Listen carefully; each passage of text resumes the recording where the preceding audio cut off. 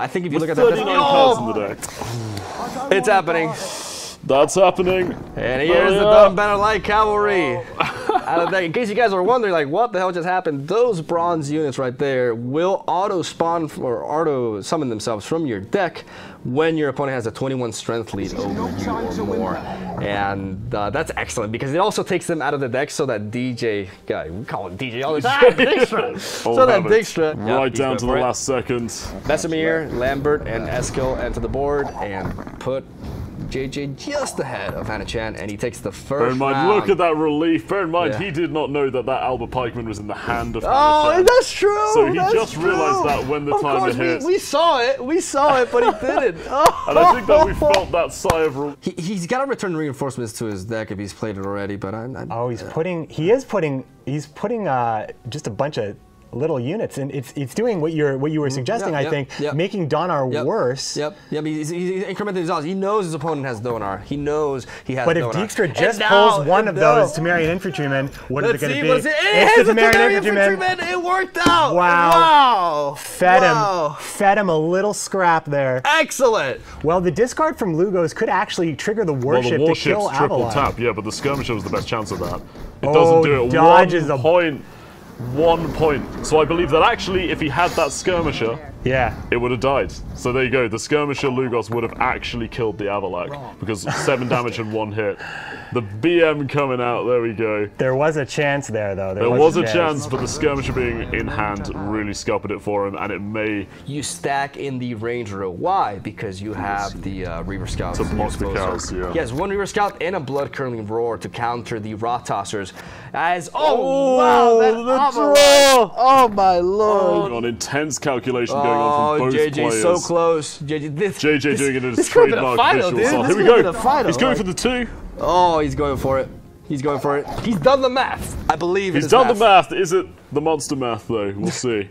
Like the frost is ticking. This is only a 5 strength play because this Rot Tosser is not going to proc. He's got He's got it. I think that's a 2-0. He's got it. That's a 2-0. It is. To a seal. 2-0. SuperJJ. Unbelievable. Absolute pleasure to watch, and a phenomenally tough match. Like harder victory from JJ. Just unbelievable skill and technique on show. So far today has just been an absolute showcase of the game. I hope you guys are enjoying There's Life Coach. Half as much as we are. There's Life Coach, JJ's famous his friend. Team partner right there. We'll be right back.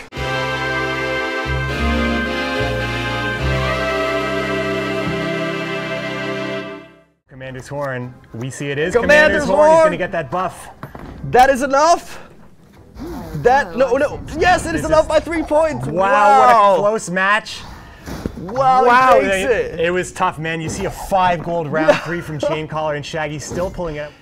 However, he's kind of got a counter read to that, like we see here, because eiSloth's played so many units out already, you may think the Brayen's the only thing left in hand. Actually, eiSloth got a very heavy unit draw.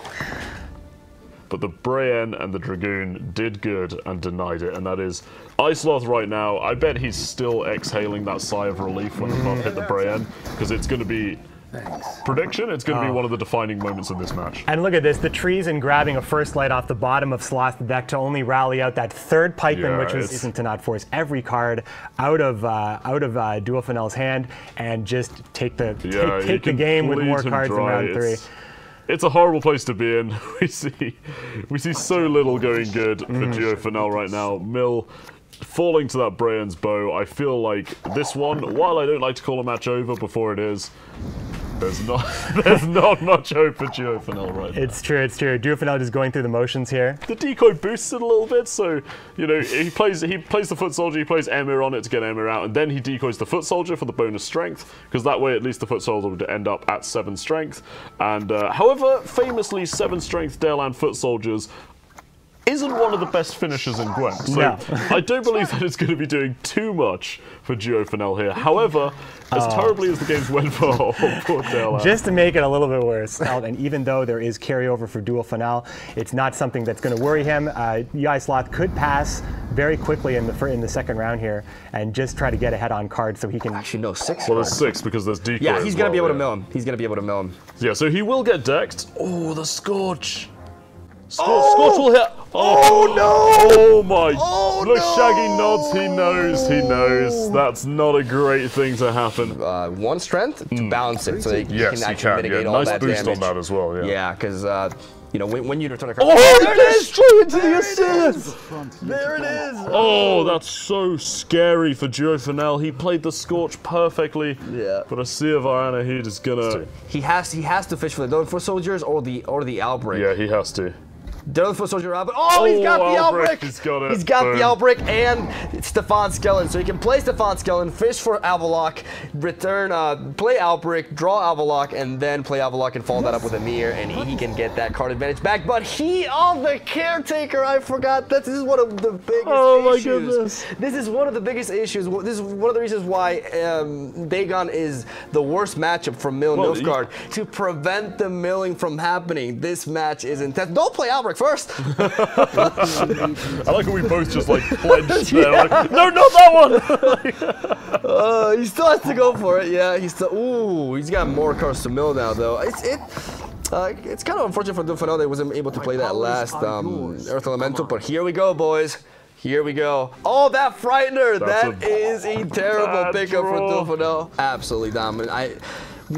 Perhaps the player that has impressed me the most in this tournament. Just absolutely flawless. Absolutely. What a story to tell as well. The wild card participant going to Gamescom in Cologne and fighting his way into the tournament, and it looks like he's going to be claiming his place in the grand final. Without an ounce of doubt here. He has a negative 11 tempo play and a Geralt. Yeah, game is over for Duofanel. The Polish hope he plays it on the range. 3-1, he knows. There we go. So GWENT Masters and its events.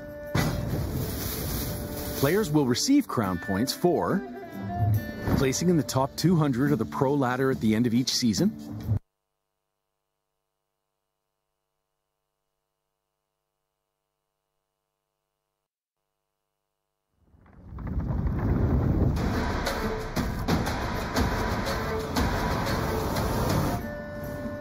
every pro ladder season. Players will be rewarded with crown points, accounting for their achievements during GWENT Masters. Players will receive crown points for placing in the top 200 of the pro ladder at the end of each season, participating in official GWENT tournaments organized by CD Projekt Red. But he actually gets Olgierd out. We're going to take a look here. Oh my goodness, Ulrich. Oh man. So yeah, Jorah has, unfortunately for him, fallen subject to some very bad draws. The Crones are big too. Pass option, sudden death. We're going into this. Sudden death, let's go. JJ fighting in a tie for survival. So we're going into this JJ has to win this round to stay in the tournament. And if Jorah wins this round, he seals his place in the finals against Shaggy. He has to choose the blood-curdling roar here, which, again, not really what he wants to see. It's okay, though. It can still be converted for points on the Witcher.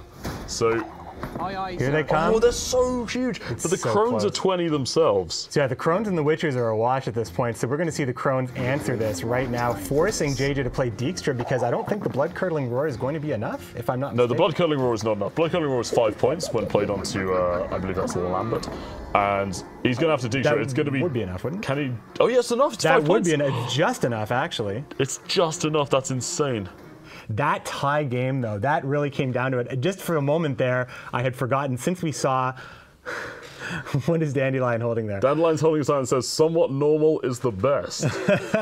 Dandelion, he'd love to see... Dandelion just played a big part in that last match, too. So. He certainly did. Good job, Dandelion. You pulled it back. Nice work, my man. Just in this, he's shown that he's been playing quite well, especially in the semifinals. Persia letting everybody know he's not tired, he's just serious. Yeah.